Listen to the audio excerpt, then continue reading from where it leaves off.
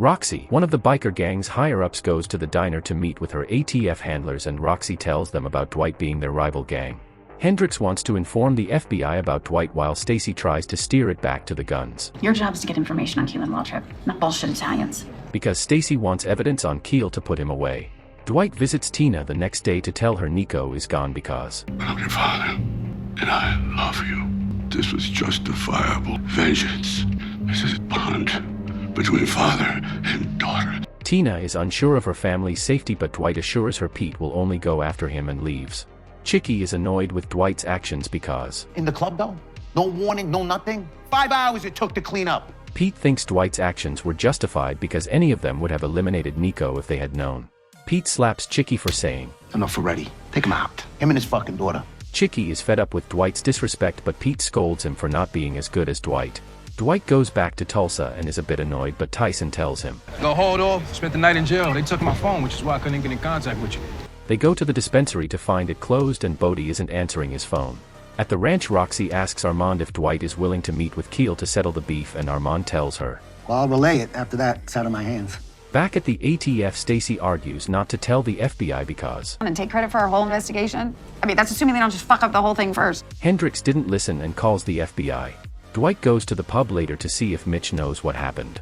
Mitch tells Dwight that Bodie got snatched up and assumes he's still riled up because I tried calling him, nothing, the shop's closed, everything. Dwight will talk with the biker gang and calls Tina later to check up on her, but finds out someone called her. Dwight calls Goody to fly out to deal with the recent incident. The next day, Stacy meets Dwight at the bowling alley to find out what Dwight is doing in Tulsa because of all the shady things he's been doing. She warns Dwight that the FBI is on his back with the Nico situation and to stop messing with Keel because The FBI keeps taking a finds out about you and me. I am fucked. Dwight leaves after some banter. Goody tells Pete Dwight's message and Pete tells Goody to see what Dwight wants. The FBI interrupts Bodie's meditation and they raid his dispensary, but they can't find any weed or money. Dwight meets with Keel to hash out the beef, but Dwight gives Keel a warning. There's not a thing you or anybody is going to do about it. And he already plans to drop out of the nitrous business. They go back to the pub for a meeting and Bodie drops by to complain about. They cleaned out the safe, took all my cash as well as my product, and getting interrogated and raided by the fucking FBI. Mitch pats Bodie down to make sure he's not wearing a wire.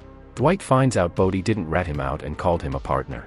Christmas came early because Dwight took everything before the FBI could raid the place and gives Bodie back his goods because I got a gut feeling these guys were going to raid, so we put it all on ice.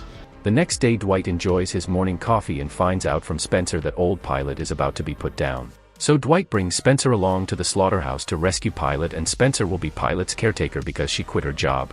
Stacy calls Dwight to get Dwight to go undercover for her, but Dwight won't do it because he's not a rat. At the Black Macadam spot, Keel plans to launch a surprise attack to send a message because the talk fell through. Dwight goes to the ranch and the boss Margaret gives Dwight 1 week to make arrangements for Pilot because she doesn't plan to keep Pilot at her ranch. Emery drops Tina and the kids off, and when he walks back after parking, he gets attacked by Chicky. Dwight goes to the pub after and offers to invest in Mitch's rundown pub. He gives Mitch ideas to liven up the pub, and when they prepare for closing, bullets are flying into the pub.